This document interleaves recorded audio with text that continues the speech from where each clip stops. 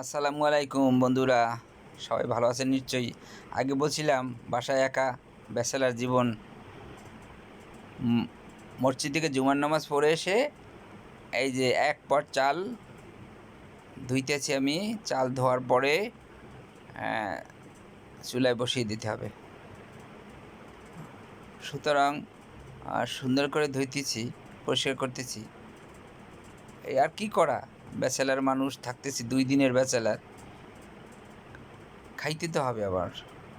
এই যে তরকারি, এই যে এটা হইলে ঝিঙা তরকারি, বাজার থেকে কিনছি এইটা। আর মাছ কিনছি শোল মাছ। আগেই বলেছি যে শোল মাছ কিনছি, 2টা শোল মাছ কিনছি, 240 টাকা, ছোট ছোট শোল মাছ। এই শোল মাছ পরিষ্কার করতেছি সুন্দর করে, যাতে গন্ধ না আসে, এবং লবণ দিয়ে ধুইতেছি। আমার মাকে দেখছি গ্রামে, মা যখন ছিলেন তখন সে লবণ দিয়ে দেখছি ধুইতে, সবাই ধোয় অবশ্য। লবণ দিয়ে ধুইলে পরিষ্কার হয়ে যায়, গন্ধ থাকে না। আর যদি কোনো ময়লা থাকে মাছের, সে ময়লাগুলো চলে যায়। মাছ ধোয়ার পরে কি করব, ধোয়ার পরে মরিচ মিশাবো, মশলা টশলা মিশিয়ে তেল টেল দিয়ে ভুনা করব। ভুনা করে যখন পুরো ভুনা হয়ে যাবে, তারপর দেবো তরকারি।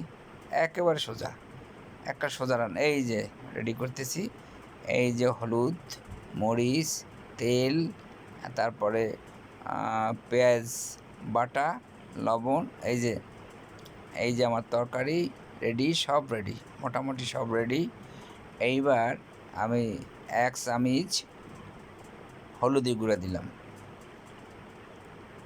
1 চামচ মরিচের গুঁড়া দিলাম। এই যে বেশি মরিচ হলে তো খাওয়া যায় না, ঝাল লাগে।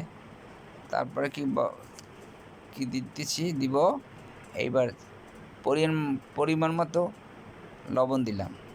বেশি দিলে লবণ খাওয়া যায় না, কম দিলে বাড়ানো যায়, বাট বেশি দিলে সমস্যা। লবণের পরিমাণ একটু কমই দিলাম, যাতে আবার বেশি না হয়। তারপর এই যে পেঁয়াজ বাটা ফ্রিজে ছিল, ফুড মিনিস্টার রেখে গেছে ফ্রিজে, বের করে দিলাম। ফ্রিজে খাবার আছে, আমি অবশ্য খাই না, ফ্রিজে তো যাবো না, একটা কম খাই। এই যে সরিষার তেল, আমরা রান্নাবান্নায় সরিষার তেল ব্যবহার করি, এই সরিষার তেল দিলাম। এইবার তেল, মরিচ, হলুদ, লবণ এইটা মাছের সাথে এমনভাবে মিশাবো যাতে প্রতিটা মাছের সাথে মরিচ লেগে যায়, লবণটাও লেগে যায়, হলুদ টলুদ সব সুন্দর করে লেগে যায়। তারপরে কি করব, এটা মিক্স করার পরে চুলার উপরে দিলাম। চুলার উপরে দিয়ে ভুনা করব, পুরা ভুনা করব।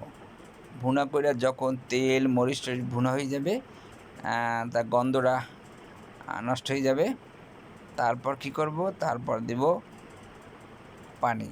এই যে আমার ভাত, এদিকে এই চুলায় ভাত রান্না চলতেছে, এক চুলায় মাছ, এক চুলায় ভাত, সুতরাং বেশি একটা সময় লাগবে না। এই যে আমার এই যে ফুড মিনিস্টারের যন্ত্রপাতি, এগুলো সে ব্যবহার করে, আমার এগুলো ধরাও লাগে না, আমি এগুলো জানিও না, চিনিও না সব ভালো কইরা। এই যে এইবার মাছ ভুনা হয়ে গেছে, পুরা ভুনা হয়ে গেছে, লাল রং হয়ে গেছে।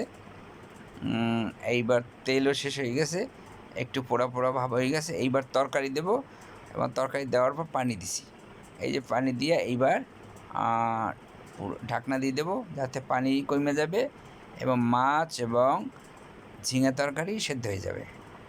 ওই দিকে ওই চুলায় আমার ভাত হয়ে গেছে, ওই চুলায় আমার ভাত হয়ে গেছে। এই যে ভাত হয়ে গেছে, ভাত দেখতেছি, এই যে দেখতেছি আমি যে ভাতের কি অবস্থা। হয়ে গেছে, ভাত হয়ে গেছে। আমার মাকে দেখছি ছোট সময়, সে ভাত চামচ দিয়া দেখা বলছে হয়ে গেছে, আবার বলছে না 5 মিনিট লাগবে। এদিকে তরকারি আমার প্রায় হওয়ার অবস্থা, সময় লাগবে না, পানি কমে গেছে, সেদ্ধ হয়ে গেছে। আর একটু পানি কমাবার দরকার আছে, না ভালো লাগবে না। এই যে একটু পানি কমাবো, জাল হইতেছে ভালো কইরা, সমস্যা নেই। আর এদিকে ক্ষুধাও লাগছে, শুক্রবারে জুমার নামাজ পড়ে এসে রান্না শুরু করছি। এই যে এইদিকে ভাত মার ফেলাইছি, ভাতের মার গালছি, এই যে পাতিল শেষ, 1 পট ভাত রান্না করছি। আমার মাছ সবজি মাছ তরকারি হয়ে গেছে, মোটামুটি হয়ে গেছে, কোনো সমস্যা নাই। 2 বেলা খেতে হবে। এই যে পিচ্ছি সে আসছে, ভাত খাবে না, সাহায্য করে না। বন্ধুরা, রান্না তো করতে পারি না, এই যে করলাম, কোনো রকম রান্না করলাম, আপনাদের সাথে শেয়ার করলাম, জাস্ট এনজয় করলাম। ভালো থাকেন, অনেক ভালো। আবার কোনো এক সময় দেখা হবে, আবার কোনো এক সময় একটা রেসিপি। এই যে আমার খাবার রেডি, এখন খাবো। আর একটা রেসিপি নিয়ে যদি আবার ব্যাচেলার থাকতে হয়, তাহলে আর একটা রেসিপি নিয়ে আসবো। সবাই ভালো থাকেন, অনেক ভালো। আসসালামু আলাইকুম, খুদা হাফেজ।